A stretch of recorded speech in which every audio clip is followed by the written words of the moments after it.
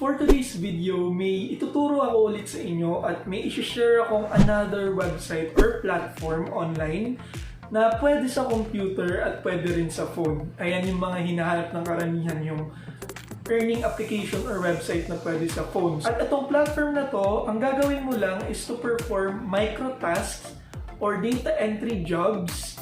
So technically non-voice siya. At you can earn extra income while just staying at home or kung nasaan ka man. Kaya kung gusto mo pang malaman kung ano tong tinutukoy ko, please stay tuned sa ating channel up until the end of this video.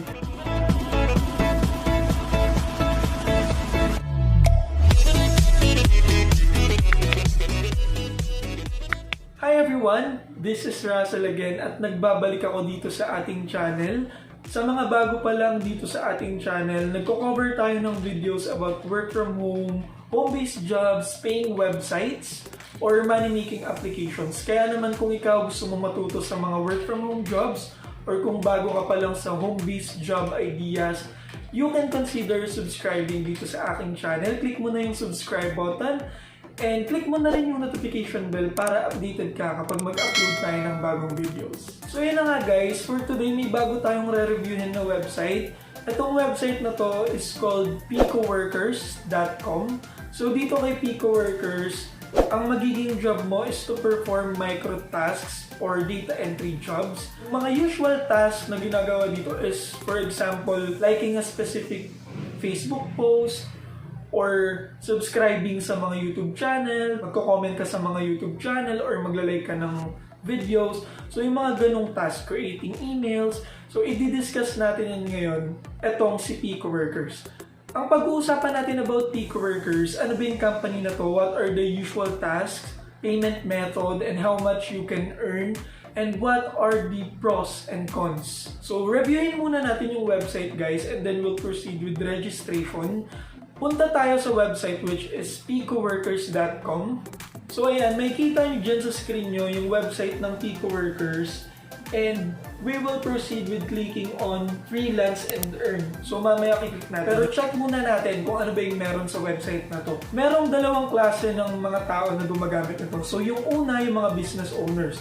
Say for example, yung nabanggit ko nga kanina, kunyari ako may YouTube channel ako, and gusto kong makagain ng subscribers or viewers, I can use Picoworkers para ma-achieve yung goal. Yun yung unang type ng tao na meron dito sa Picoworkers. And the other one, of course, are the freelancers or yung mga nagtatrabaho kay Picoworkers to earn money. So, ito yung kino-cover natin ngayon.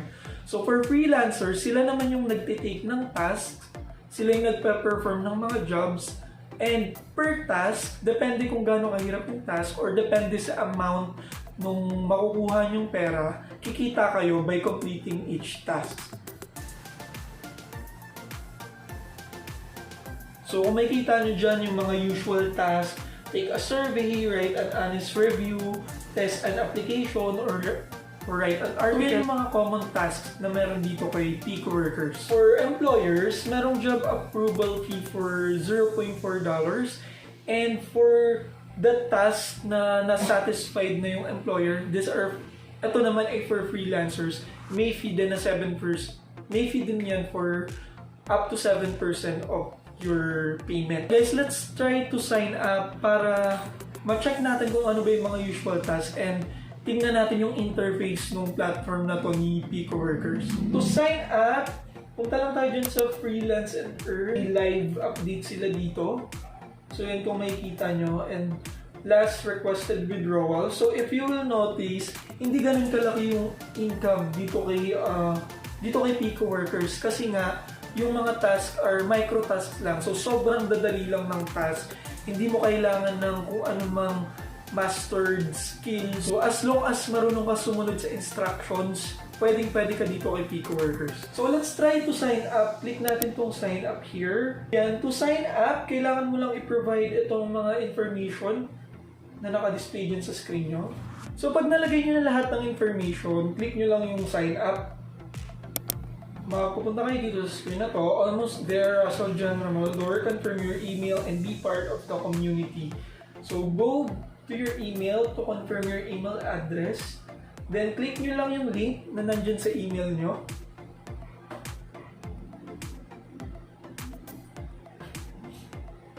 And then, there you go. Naka-create na kayo ng account. So, if you will notice, meron na agad akong balance na $0.5. So, nung nag-sign up ako, nakakuha agad ako ng $0.5. Ito yung interface nung website nila. So, i-check natin maigi guys. So, itong post a job, for employers lang to. So, kung gusto mo mag-hire ng mga tao to achieve your business goals, say for example, yung sinabi ko kanina about your YouTube channel, pwede mo itong gamitin si Pico Workers, pero magbabayad ka sa mga freelancers na magte-take ng tasks. So, ang gagawin natin dito is to find jobs. Kasi yung video na to is for freelancers. So, para dun sa mga naghahanap ng extra income. So, click lang natin yung find jobs. So, makikita nyo, ayan yung mga usual tasks. Merong marketing test, visit, coin sign up. So, yung mga sign up na to guys, para sa akin, hindi ko siya masyadong iti-take kung ako yung magti-take ng mga tasks. Kasi it might ask for us to click on some link to provide our personal information. So, ayoko ng mga ganung pa. Try natin i-filter by category. So, ito yung mga types of jobs na makikita nyo. So, merong search, click, sign up. So, gano'n, sabi ko, hindi ko recommended yung sign up na yan. May video marketing, may Facebook, Twitter, Instagram. So, let's try yung sa Facebook. Yan, yung mga social media tasks. So, pwede yung i-filter yung mga tasks. So far, walang task about Facebook. So, let's try... Let's try this one, writing an honest review. So, yan guys, wala ding available na task. So far, parang naubos na yung mga tasks when it comes to Facebook at dun sa writing an honest review. Try pa natin yung iba. Siguro nga marami ng workers dito kay Pico Worker, kaya medyo nagkakaubusan na ng task. So, etong makikita nyo na 7 days straight, ito yung kung gaano katagal kayo i-rate ni employer. Para yan malaman kung mababayaran kayo or hindi, kung ma-approve ba nila yung task nyo or hindi. So, etong mga tabs sa taas na to, ito, pwede nyo i-hide yung job. Kung ayaw nyo makita yung type ng gantong jobs, i-hide nyo na lang siya. Ito naman, quick view, para makita nyo yung detailed information. So, ayan. So, ito naman, kung makikita nyo to, ito naman yung success rate. So, 78% out of 100% yung success rate nung specific task na to. Yan yung percentage ng mga task na nasatisfied si employer. Ayan, per Instagram, ito naman guys, makikita nyo, for Instagram, Xbox account follow. So, siguro mag-follow lang tayo dito ng account. Ganyan yung mga usual tasks guys, nagre-range lang siya ng around $0.02 to $0.5 per task. So overall, merong 447 results ng available jobs right now. So ito naman is for workers ranking. So yan, makikita nyo yung mga top earners dito kay Pico Workers. So if you have any questions, meron din silang support tab. Ayan. So ayan, may dark mode din pala nung si Pico Workers. Cool. So yan, mas trip ko tong dark mode nito. Let's click on wallet. Deposit part, sa mga freelancers, sa mga gustong kumita, ignore nyo to guys. Hindi to para sa atin as freelancers. Kasi, para to sa mga employers. Kung ikaw ay employer at naghahanap ka ng way to achieve a specific goal ng business mo, pwede mo nga gawin si Pico Workers and babayaran mo yung mga magpe-perform ng task. At dito ka magbabayad. So, magda-deposit ka ng pera to pay for your freelancers. And then, kung ikaw ay freelancer at nagtitake ng tasks to earn, ito yung i-click mo, withdrawals.